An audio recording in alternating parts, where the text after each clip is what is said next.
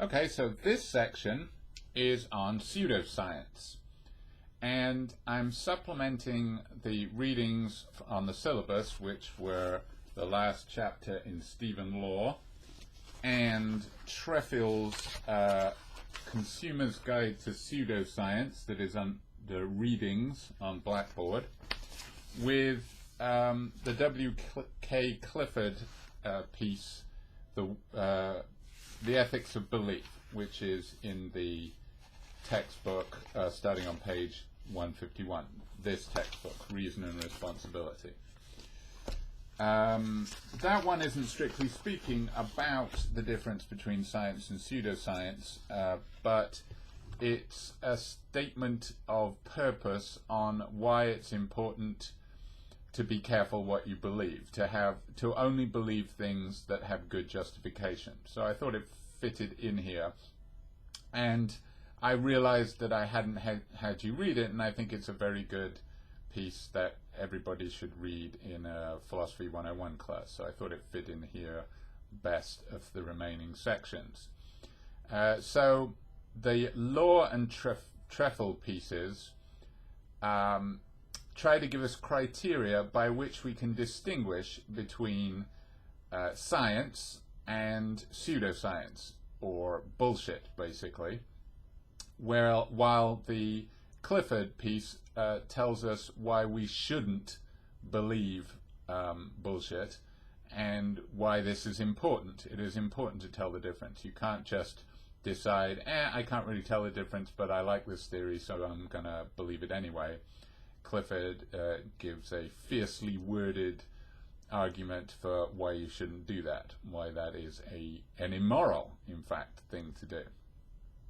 So, I thought also that I could supplement the Law and Trefil readings because there wasn't that much philosophical content in those. They're, particularly the Trefil, is extended examples, and all of those examples are great and vivid, and there will be subjects about which I will quiz you, but there's not that much that really I need to explain in those two readings. There wouldn't be much for me to say, whereas I think there's more for me to say about the Clifford piece. So I'm not going to go into any detail on the extended examples in Law and Trefil, but you obviously should read them because, as I say, they'll be on the quiz, and they're an easy and fun read. So, as examples of pseudoscience as opposed to science, Stephen Law focuses on creationism, the idea that the Earth is only 6,000 years old. There's actually two different schools of creationism, and he's focusing on what's called young Earth creationism. The obvious reason for the title, because it's not that old, compared with, of course, what most scientists believe, which is that the Earth is billions of years old. And Stephen Law gives a good illustration of the difference in ages when he says, imagine standing so and so meters away from a wall, and in comparison, young Earth creationists say that the age of the Earth is less than, a tenth of the thickness of the skin on your finger, as opposed to 20 meters, or 21 meters, I guess. This is on page 370. So young Earth creationists are the ones who are basing it on a genealogy from the Bible. As he says, in the Bible there's particular stretches of the Old Testament that are kind of tedious reading because they're just lists of so-and-so begat such and such. And somebody went through and counted all of them and averaged out the length of a lifetime or a generation and then added all these up and came up with a figure of 4,000 years, 4004, which is more precise than I think you could really justify on the basis of the evidence. But 4,004 years before Christ, and on a particular day of the week even, which is a ridiculous level of precision, particularly as the genealogies don't always match up in different places of the Bible. But anyway, that's how that number was come up with, and of course it takes the story of Genesis literally, which is hard to do, in particular because there are two creation stories in Genesis, and in one of them the animals are created before the humans, and in the other one they're created after. So which is it? Genesis is inconsistent even within itself.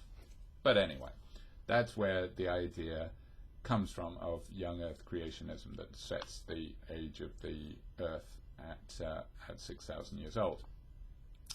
And what's interesting, the reason why he uses creationism as an example is to give an extended example of the kind of responses that can be given to attempts to refute pseudoscience, of which he says creationism is an example.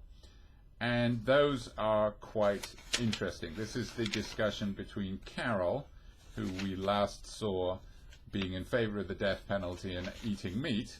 Carroll is now arguing for the Big Bang theory of the universe against Brad, who is an American visiting England, because, as Law says, creationism isn't half as popular in England as it is over here. And it's illustrative to see the responses that a creationist can give to what seem to be knockdown criticisms of it, like the idea that the fossil record contradicts creationism, because of course the fossil record spaces out in a way that people who think that the Earth is billions of years old would predict. They would say that you won't find any humans in the lowest level mixed in with the dinosaurs, and you won't find any dinosaurs mixed in with the humans because they existed millions of years apart, and the layers have built up over the millions of years. Now, the creationist response to this is that is the flood and the mud theory. That is that the smarter mammals climbed on top of the mountain to escape from the mudslides, and therefore they're not to be found in the lowest levels. The dinosaurs were too stupid and too heavy to climb, so they got caught in the lower levels. I don't even think that's a good attempt, because of course even if not every human would have escaped, for one thing. I mean, there would be graves of humans anyway. There would be dead humans that have been trampled by dinosaurs, and presumably if they're dead already they can't climb the mountain, and we would find them mixed in with the dinosaurs. So I don't think that works anyway, but it's the attempt. What that shows, well, what he wants to say is that illustrates, this is Law, that illustrates that creationism is unscientific. And we'll get to why in a little bit, because he doesn't really sort of shine a spotlight on the key reason in the way that I think he probably could. And I'll talk a little bit about that in a minute. But let's have a look at Trefil's examples briefly. His examples, his piece is old, fairly old. I would locate it in the 70s, I'm not sure, partly because I remember the 70s to a certain extent. And von Daniken in particular was a name that was huge back then. It's Chariots of the Gods business, where I think it's caught on. I've never seen this, but apparently there's an Ancient Aliens documentary series that's very popular on the History Channel, which is very dispiriting that the History Channel shows such bullshit. But I've seen in memes a picture of a guy with kind of crazy hair who's the Ancient Aliens guy. So I guess the von Daniken's theory it has sort of mutated and survived. But he was the first person to suggest that if you look at pictures drawn on like Aztec murals, they look like flying saucers, and then there's things in Egyptian hieroglyphs that look like flying saucers. And surely the Egyptians didn't have technology good enough to build the pyramids by themselves, so therefore they must have got help from aliens. My question about this is, well, who helped the aliens when they were at their stage of development? You know, somebody's got to have got off the ground in technology at some point. Everyone can't be being helped by a more technologically sophisticated life form, because somebody's got to be the first. And it's kind of disrespectful to the technology of the Egyptians and these ancient cultures. They were amazingly clever, and I think it's more a symptom of how we, from our future perspective, can't appreciate how truly ingenious ancient cultures were. So we have to come up with some other explanation that means that they were actually stupid and they couldn't have done what they really did. Velikovsky I wasn't familiar with. He says that goes back to the 50s, this idea of Venus bouncing around the solar system and explaining all of these stories from the Bible, like manna from heaven. Nobody's really explained what manna is. I looked it up. It's manna from heaven. If you ever hear that phrase from older relatives, people use it to explain a sudden and wonderful gift that you weren't expecting, that helped you out of a jam, because the Israelites were starving, I think, in the desert, and then this stuff, manna, rained from heaven and they ate it and survived. And this guy suggests that this is edible chunks of the planet Venus, which is a wonderful suggestion, but of course batshit crazy. But these theories really caught on. I mean, people believe the ancient aliens. People believe that the Earth is flat still. I think the articles, even the Stephen Law article, was written before the internet really exploded. And I think the internet has just added fuel to the fire of bullshittery that is available to anyone that seeks it out. I mean, it was kind of quaint reading Trefil saying, if you want to check to see whether the facts are correct in the theory, get out your Encyclopedia Britannica. It's like, no, we have Google now. You don't have to do that. But sadly, of course, Google will take you to pages that are written by crazy people that, or dark corners of the internet where bullshit grows unabated. So I think now more than ever it is helpful to be able to distinguish science from pseudoscience and bullshit from the truth. What are Trefil's guidelines?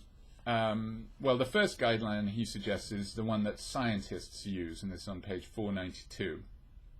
I like his picture of science as a series of concentric circles, like getting bigger.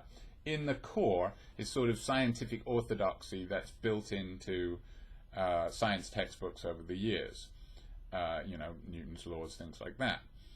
And then the next level out is what he calls the frontier, which is respectable scientists are looking into this, but it hasn't been incorporated into the mainstream yet. It's the cutting edge, if you will. But it's being done by actual scientists. And he says a good example, and then beyond that is fringe, which includes like pseudoscience and all kinds of craziness. And he says Now, things can move from the fringe to the frontier, and even from the frontier into orthodoxy. He gives the example of Newton's theory of gravity was definitely frontier before Newton made it orthodoxy. And then an example of something that's moved from the fringe to the frontier is this idea of searching for signals from extraterrestrial civilizations, which is now there's a giant radio telescope that does this, that scans the heavens. SETI, something for extraterrestrial intelligence. ETI, I can't remember what the C is for, but it is genuinely, I think it's on Puerto Rico. Maybe I'm getting that from an X-Files episode where they go check out the radio telescope. If you've never seen the X-Files, you really should. That's a series from the 90s that really holds up. If you're watching Friends, there's much better TV series from the 90s, and the X-Files is one of them. But actually, the X-Files is an example of something that Trefil would have concerns about. He says, I have mixed feelings about the current boom in things parascientific, movies like Star Wars and Close Encounters of the Third Kind. Of course, Close Encounters was set in amongst people who believed in alien landings and being abducted and things like that. And of course, the X-Files takes that and runs with it. So the X-Files is kind of good because it has two characters. It has Mulder, who believes in alien abduction because he thinks his sister was abducted. And then it has Scully, who is rigidly scientific and wants to test everything. But definitely there is this thing, there is this radio telescope that is scanning the universe and trying to pick up signals and testing the signals to see if they are background radiation from stars or if they have a pattern in them that could be a signal being beamed out from some planet very far away. So that's something that's actually being done. And I think that was Jimmy Carter was the first president to take this seriously and received a lot of flack for it, but it might be because of him that this exists, that this got, money, funding. But now it's taken very seriously.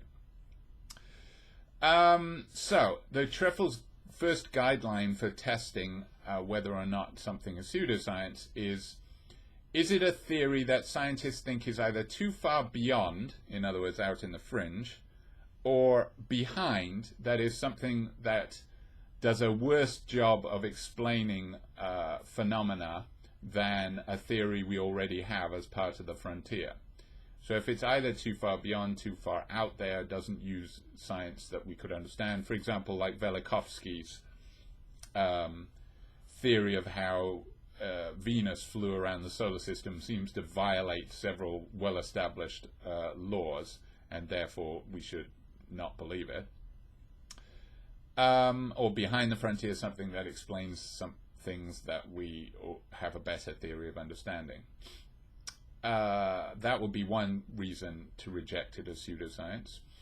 Then he gives, on page 494, three approaches that you should take, or the three kinds of responses, counter-arguments, that were given to Velikovsky at a conference that was finally convened by scientists who were pissed off with people believing Velikovsky. The three kinds of counter-arguments were, one, factual. Since Velikovsky wrote, they were able to find out about the temperature of the planet Venus and things like that, and just refute claims that he made as being contrary to fact. No evidence of hydrocarbons in the atmosphere of Venus, so no possibility of manna. Then there's logical consistency. Is his theory really consistent with the evidence it's supposed to support? So, for example, he says he uses his theory to explain various ancient stories that are common across many ancient civilizations. So, for example, there are flood myths in practically every ancient civilization. And a lot of people say, well, then there must have been a giant flood, and maybe this is Noah's flood. But he says, well, let's look at what they actually say. They say it rained from heaven except on the Sabbath, and Venus just wouldn't have kept the Sabbath day holy. Finally, look at alternative explanations. Either we believe that Venus did all these things, and this explains a bunch of ancient myths, or the people were just making this up. You know, isn't that more what we think about ancient myths? Go across all cultures, and, you know, there are stories. Everybody has a unique creation story. Like the Ashanti people in Africa have one theory of the creation of the universe, and it is just in no way consistent with Hindu stories, in no way consistent with Nordic stories. They just all give different stories. They're telling stories. Isn't that a better explanation? Certainly more consistent with what we know about people than that these ancient myths should be documentary evidence of stuff that actually happened. So alternative explanations that are more in keeping with what we know. Similar kind of things for explanation for UFO stories. You know, have we had experience of people just making things up, or people believing things that are that they just want to believe that make them feel important? Sadly, yes, and that's a lot better of an explanation than, you know, that they actually were abducted.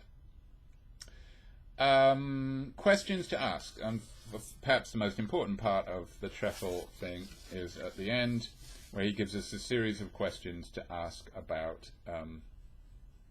any theory. Oh, just above that, he talks about the Bermuda Triangle. I don't know if you even know about this, but that was another thing that was huge in the 70s.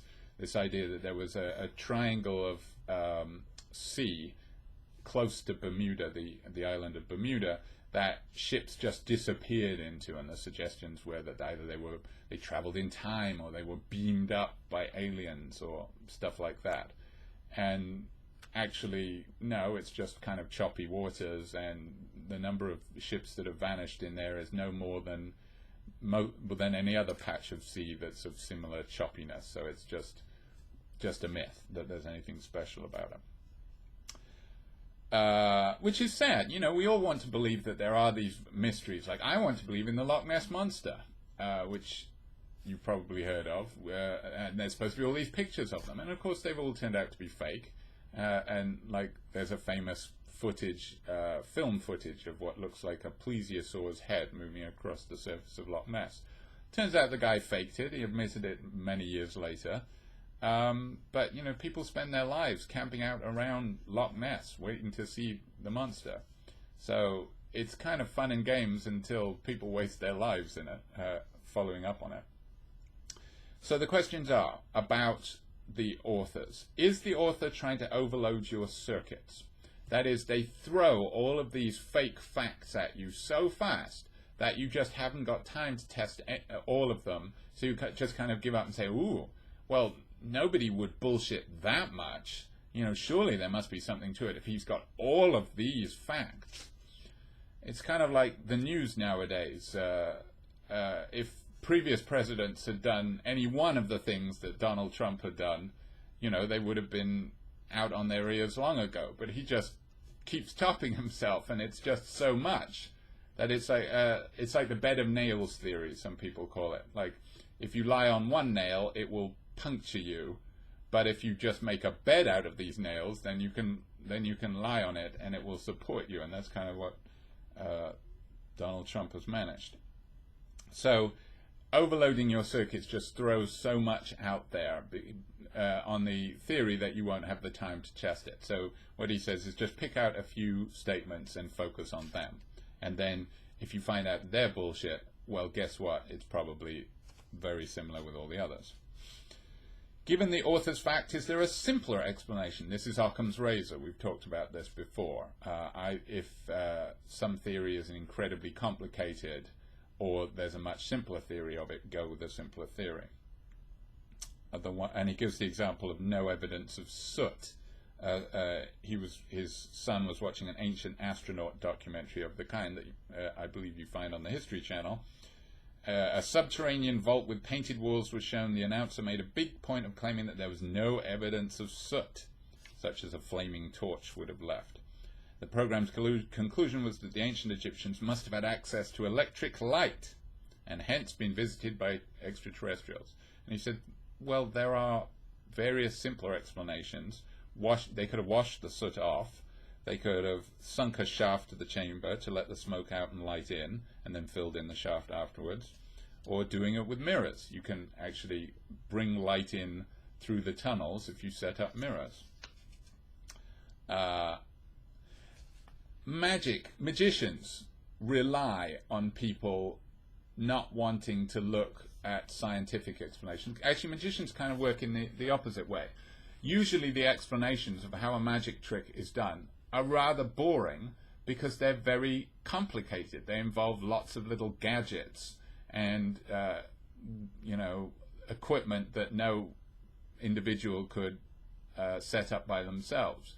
Whereas people they think of magic as a simpler explanation. But of course magic isn't really a simpler explanation. It's a violation of all the laws that we're familiar with, and would actually rock science to its core if it was magic. Whereas using kind of complicated equipment to explain the trick, that's boring. The good person for explaining this is the amazing Randy, R-A-N-D-I. A guy who was a professional magician and made it his business to refute people who claimed to have actual powers. And Uri Geller was an early target of his debunking, which kind of ties that neatly to when we were talking about bullshit at the beginning of the semester, because I posted a video of Uri Geller. You can still find it on Blackboard, and the amazing Randy explaining how he did it, how he bent the spoons. It wasn't actually with the power of his mind. And that's kind of disappointing, but, reality is different from fantasy, and it's important to grasp the difference. Does the whole thing boil down to being unable to prove a negative? Yes. This is, if somebody says, well, you can't disprove what I'm saying, that's the last refuge of the scoundrel. Because, yes, you can't disprove a negative. If I claim that there are pixies living inside the core of the Earth, can you disprove it? No, of course you can't. I'm sorry. No, you can't prove that there are none. You can't prove that there are none. What evidence would count as there are none? It would require a huge amount of evidence to prove that there are none. But of course, the burden of proof should be on the person making the positive claim. And that notion of the burden of proof is very important. That's, for example, important in the law. That's why, in the law, the defense does not have to prove that their client is innocent, because it is practically impossible to prove that your client didn't do something. The burden of proof is on the prosecution to prove that the person did do that. And then what all the defense has to do is undermine the prosecution.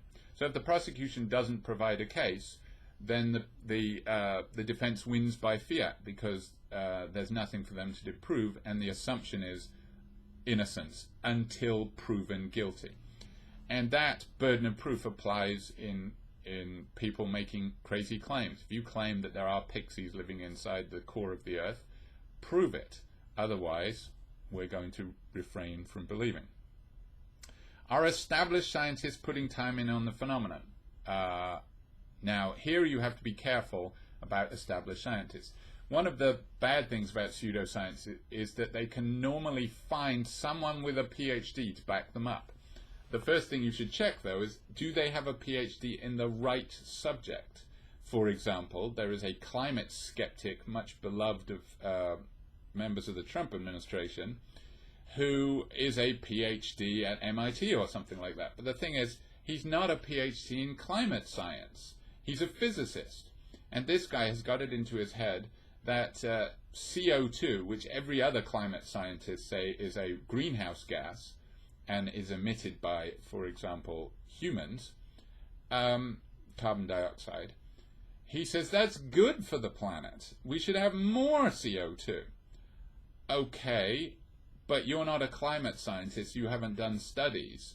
So why should we listen to you? Well, he's appealed to because they say, this is Dr. So-and-so from MIT. But what is he a doctor in? Like a doctor, not Dr. Phil, but there was somebody like Dr. Phil, a woman, a Jewish woman who was around for ages. She's kind of disappeared off the radar. But she gave psychological advice and psychoanalytic advice, and she was an actual doctor of physical therapy.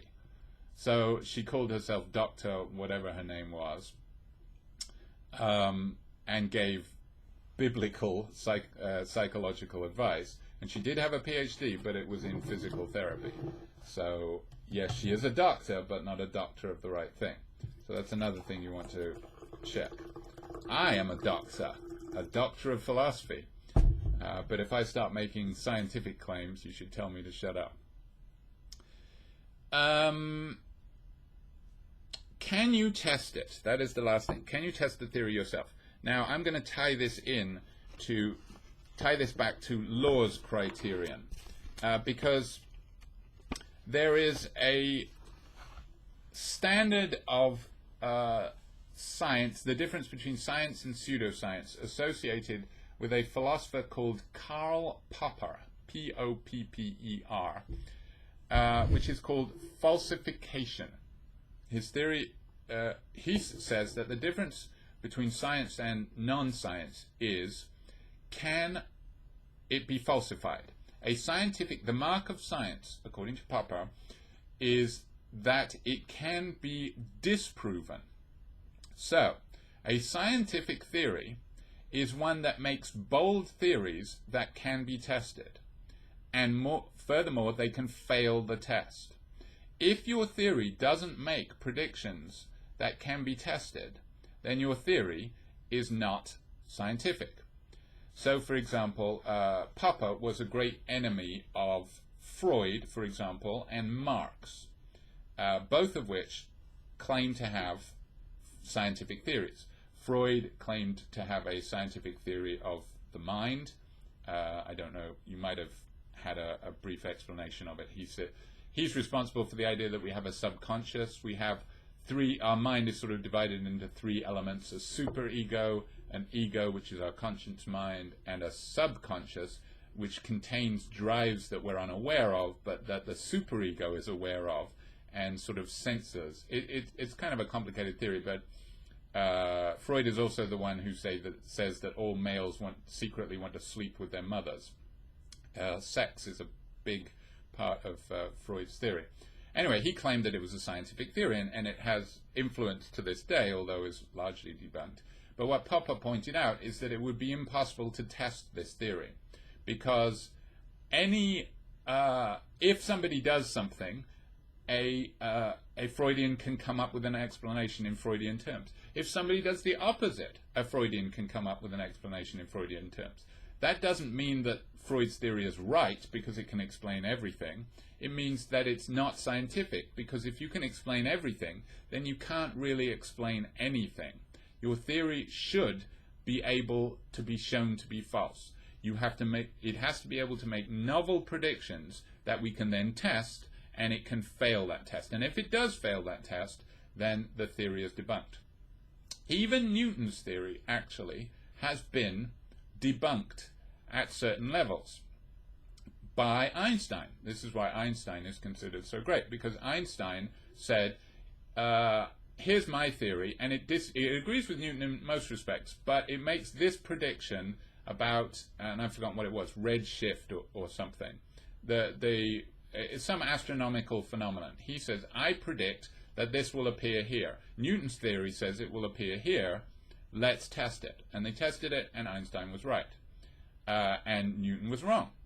Now, why are we still learning Newton? Because Newton's theory applies in most circumstances. It's just certain phenomena that Einstein documented affect certain conclusions. But that was a prediction that Einstein made that could have got his theory debunked, because he said, I predict this will happen. And if it didn't, then it's rejected. Notice that sometimes religious leaders do make predictions, like about the end of the world. And then the date comes around, and the world doesn't end. Then what happens? Well, usually they lose quite a few followers, but the ones that remain say, oh, no, the signs that he was reading were unclear, and in fact, it's really going to be, and then they move the date backwards. That's a bad sign. If your theory survives that test, then it's probably not a great theory. Now, this can be qualified, and Popper's theory has been, there's been pushback against Popper's theory of falsificationism. And if you want to know what that is, then you have to take a philosophy of science class. But it is a useful rule of thumb. If a theory does not make precise predictions that can be tested, then it is not scientific. And that, in fact, ends up being the problem with creationism, according to Stephen Law. That creationism, you'd think, would mean that you would get all the fossils jumbled together, the dinosaurs. You can go to, there's a creationist park where you can go and you can see dinosaurs roaming free with humans, because they supposedly all lived together about 6,000 years ago. Boy, the dinosaurs died out quickly, didn't they, before any culture got a record of them. But so you'd think that the theory would imply that the fossils would all be jumbled together. And if they have to come up with this convoluted story about the mudslide, which doesn't even do a very good job, as I've said, then that's a sign that the theory, if they think that the theory can survive that test, well, that's not a good sign for the theory. That means that the theory doesn't make any predictions. And if it doesn't make predictions, it's not scientific. Okay, so that's science versus pseudoscience. But why does it matter? In fact, Trefil seems to be kind of blasé about it. He says, at the end, maybe, yeah, he criticizes the German philosopher Oswald Spengler, who says that the sort of flood of pseudoscience is the forerunner of an anti-rational swing. That is, a swing towards, a swing against rationality and science, and back to kind of just all superstition. And he says, I feel that this is something of an overreaction. Pseudoscience has been around at least as long, perhaps even longer than conventional science. Perhaps it serves some deep need of human beings to believe that there is still some mystery. Yeah, that seems right. Maybe the unknown thrives because people like to see the pompous scientific establishment discomforted. Or maybe it's just that P.T. Barnum was right about a sucker being born every minute. None of these interpretations constitutes a threat to conventional science. Oh, and I like the story about Groucho Marx. Yeah, if you're ever at a seance and they say, the spirits know everything, ask them any question you want, make sure you ask them some point of fact that you can actually test. If they say, what happened to Grandpa? Then any bullshit they tell you, you will believe, because you've got no way of telling if it's false or not. But if you say, what is the square root of something or other, then we'll really test if we're talking to the spirits. What is the capital of North Dakota? It's Bismarck, is it? I don't know. I don't have to know. I didn't learn that in school. I was learning about Roman history. All right, so that's the difference between science and pseudoscience. Now, Trefil seems kind of blasé about it. Contrast that view with the view of W.K. Clifford. Now, notice that this is called the ethics of belief. And I'm going to begin at the end where he says on page 155, to sum up, it is wrong, always, everywhere, and for anyone to believe anything on insufficient evidence. Wow, that's a pretty strict standard. So he says, that anyone who believes, bullshit theories and say, well, you can't disprove it, is immoral. Now, that's going to be a tough thing to argue. So how does he argue it? Well, he has a series of sort of parables that he tells. The first of these, and the most powerful, I think, is the ship owner. So the ship owner who succeeds in overcoming his doubts about his vessel's unworthiness. He was about to send to sea an emigrant ship. He knew that she was old and not over well built, that she had seen many seas, and had often needed repairs. So he doubted that she was going to make this trip. But he overcame his doubts. He made himself believe what he wanted to believe, that she was seaworthy, because then he doesn't have to pay for repairs, and he can make a lot more money. So he makes himself believe, or he succeeds in overcoming his doubts. She sinks, the ship that is. What shall we say of him? Surely this, that he was verily guilty of the death of the people on the ship. Right? He's guilty of it, because he didn't fix the ship. He didn't even test the ship. Let us alter the case a little, he says, and suppose that the ship was not unsound after all, that she made her voyage safely. Is he then less guilty? No, says Clifford, he's just as guilty, because the guilt is in believing something on insufficient evidence, and whether or not you get lucky is irrelevant to that. You were not justified in believing it in the first place, and if you get lucky, it doesn't alter your guilt. You had no right to believe what you believed. The next parable he tells is a little bit strange. Probably it's based on something that was in the news at the time, but basically the idea is that people spread accusations about particular leaders because they didn't like those leaders' beliefs.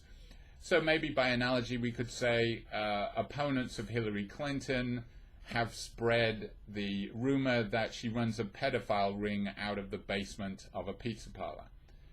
If you're thinking I'm making this up, I am not. This is an actual rumor that was spread. It's called Pizzagate.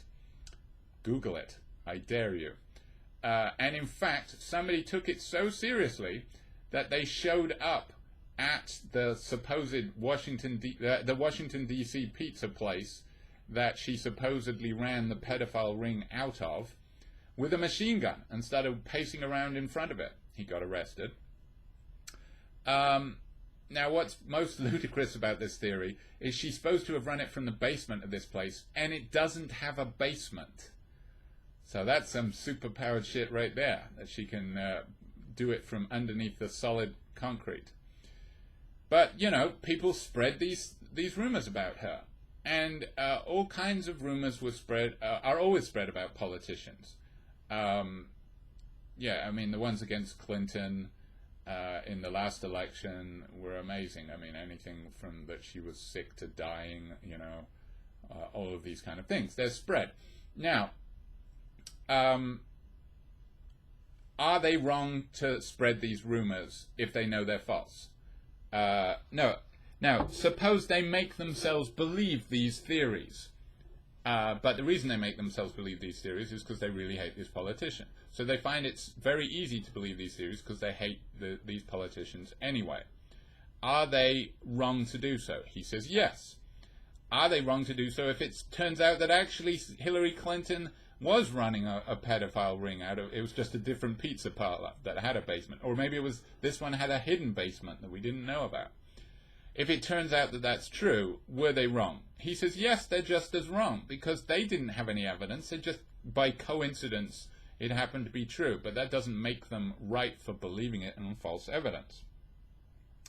So, you are always wrong to believe something on insufficient evidence. Now, he considers a criticism. This is in the second column of page 152.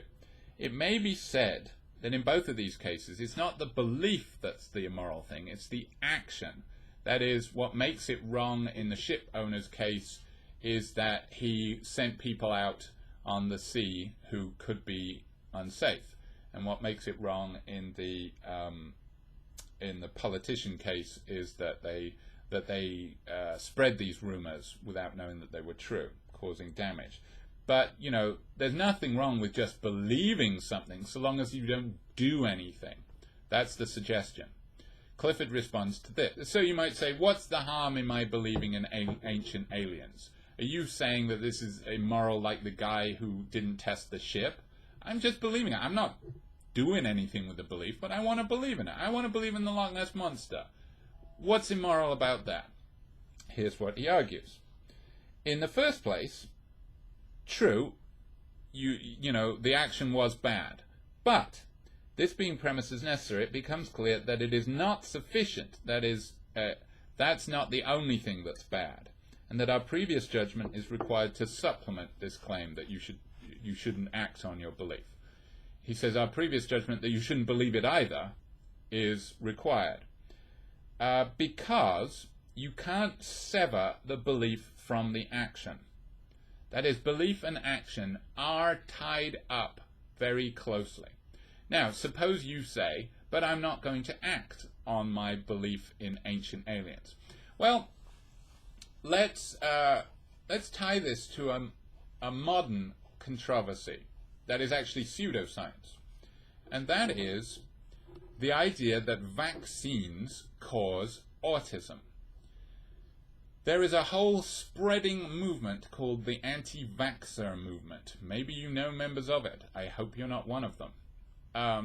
Because anti-vaxxers claim that vaccines are unsafe, that all of these people have been experimenting with dangerous chemicals on children, that in fact your children are much safer if they don't get vaccinated than if they are, because they're being injected with dangerous poisons, including mercury and all of these things.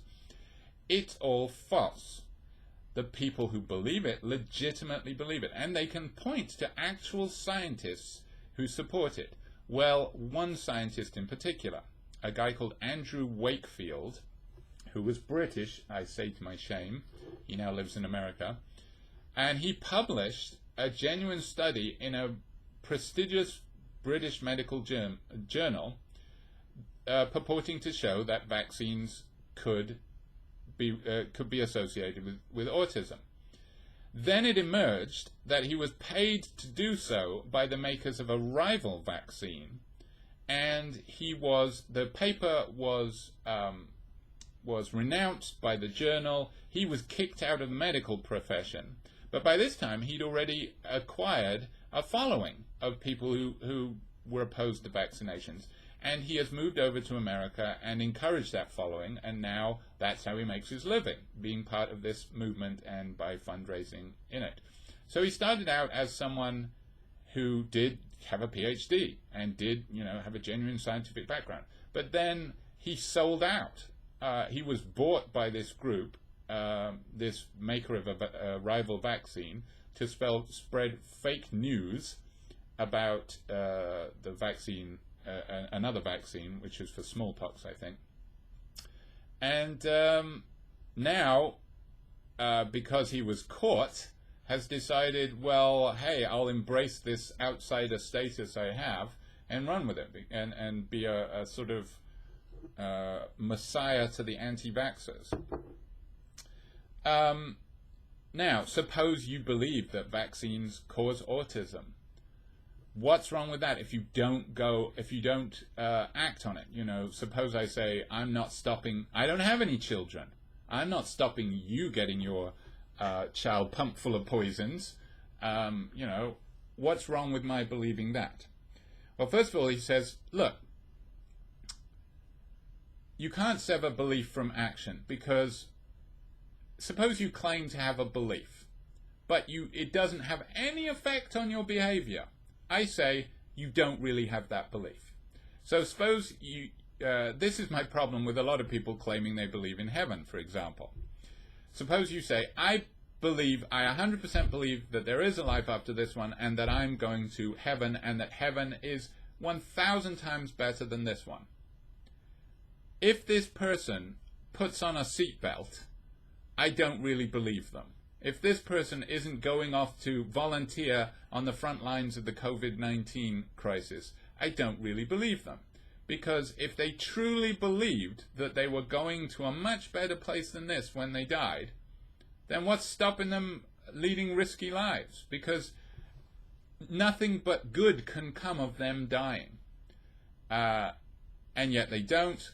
I suggest you don't really believe it. Or, a simpler example. Suppose I say, I 100% believe that ice on that lake is thick enough to bear my weight, but I refuse to walk on it, then I don't 100% believe it. If my beliefs have no influence whatsoever on my actions, I don't actually believe it. So, the converse of this is that if you do have beliefs, it will have some effect on your action. And he goes on, this is about 2/3 of the way down the first column on page 153. No real belief, however trifling and fragmentary it may seem, is ever truly insignificant. So anyone saying, but what's wrong with me believing this? It's insignificant. No real belief is insignificant, because it prepares us to receive more of its like. If you believe one stupid thing, that softens you up to believe more. It confirms those which resembled it before. So, for example, if you're inclined to believe that vaccines cause autism, then anytime a kid gets autism or shows signs of autism shortly after it's been vaccinated, you will take that to be confirming evidence. Whereas if you weren't already inclined to believe that, you would think, well, maybe signs of autism just emerge around this time, and it's a coincidence, which in fact scientists believe is the case. The trouble is, you can't tell if a kid is autistic before about the age when they're given vaccines anyway, and it's just a coincidence that they happen around the same time. But of course, if you believe this, it will affect other beliefs. So that is an effect that having the one belief has on your other beliefs, and those other beliefs are likely to influence your action. So it's kind of a domino effect. It weakens others. It weakens your trust in scientists, because you start saying, wow, these scientists are ignoring the real danger of vaccinations. Boy, you can't trust. I'm not going to trust them when they tell me this is what you should do for COVID-19. I'm not going to believe that I have to stay inside. I'm going to go outside, because after all, these are the same scientists that told me that vaccines are okay, so why should I believe them? Another important point, no one man's belief is in any case a private matter which concerns himself alone. Our words, our phrases, our forms and processes, our modes of thought are common property, fashioned and perfected from age to age, an heirloom which every succeeding generation inherits as a precious deposit and a sacred trust. That is received wisdom, beliefs that you have that become entrenched in a culture, get passed down, and have real effects later on. So, for example, if you believe that the Bible condones slavery, as many slave owners did in the pre-Civil War United States, and you're going to teach your children that, this is going to horribly affect the victims, the enslaved peoples. So no belief that you have can ever be isolated, and beliefs become public property. Beliefs spread like wildfire.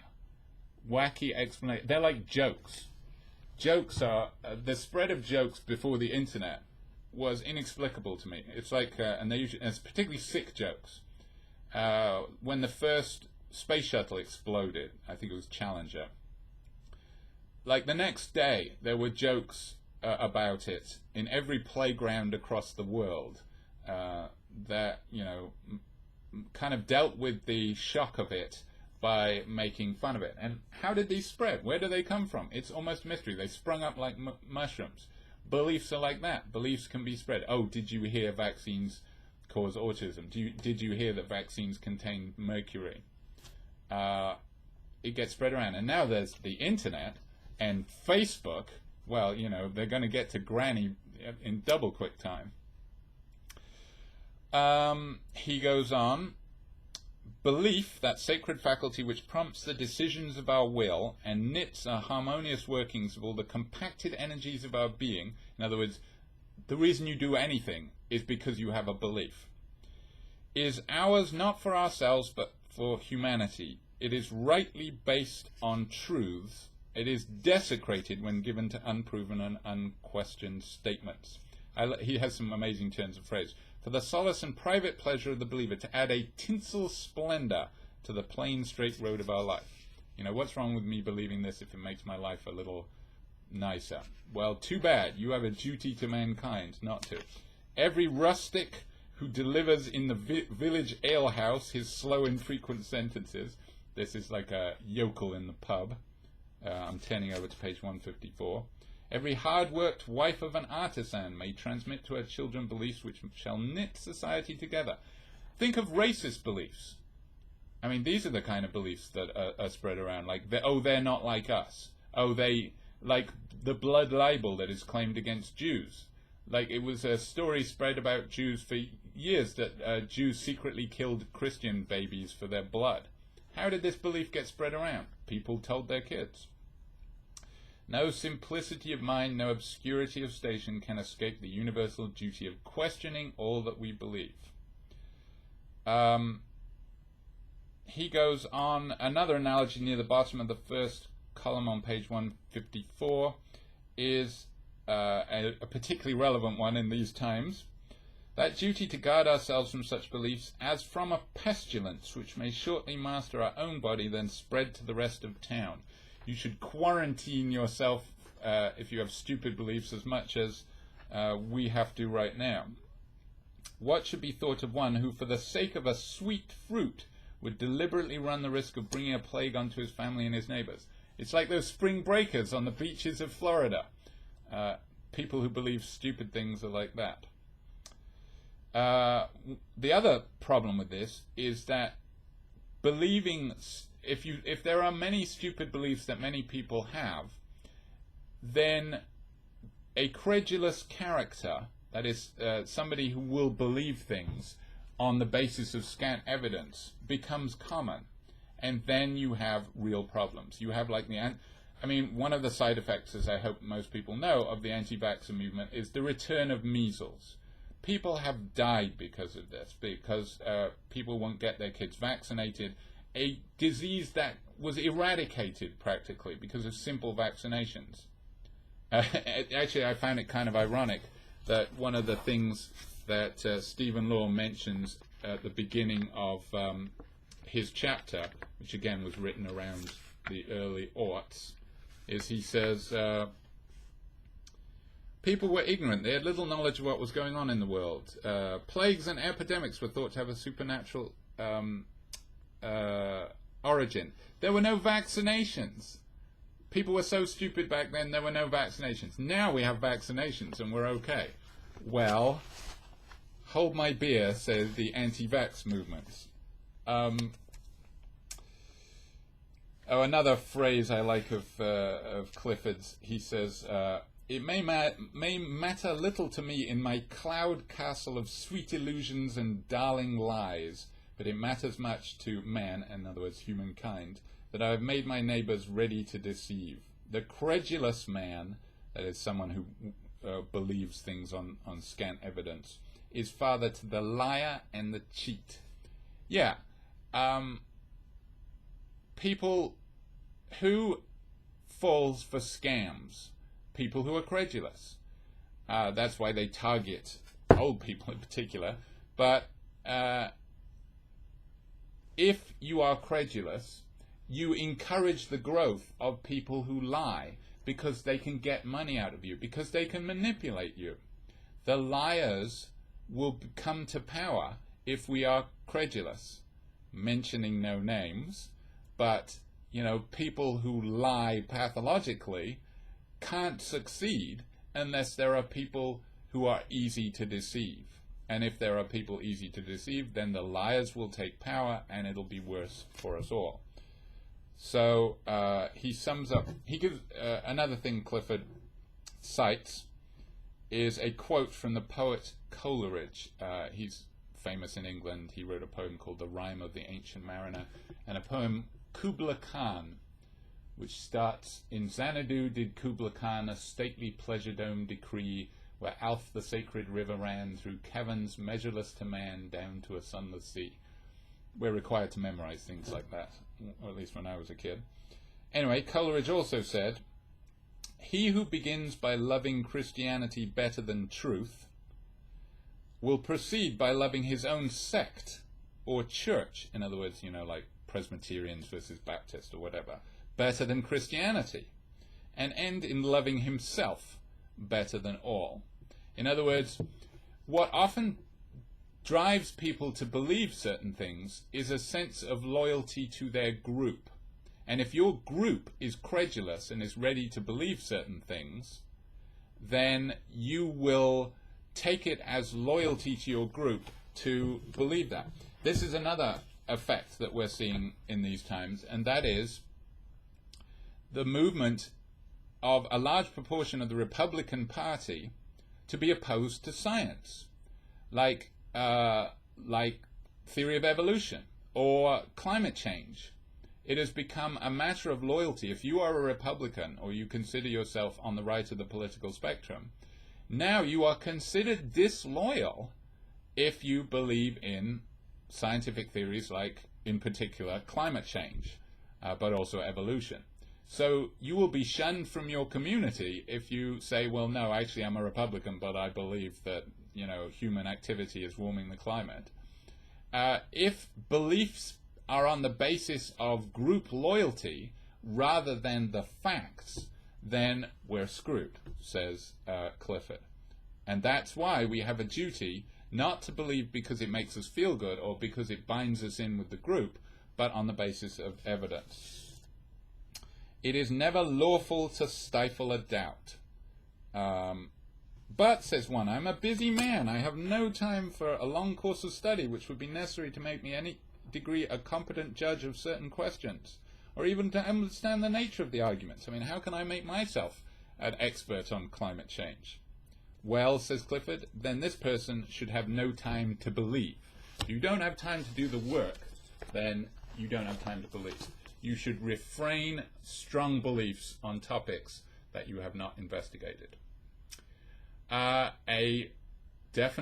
clarion call there by W.K. Clifford. All right, that should do it for now.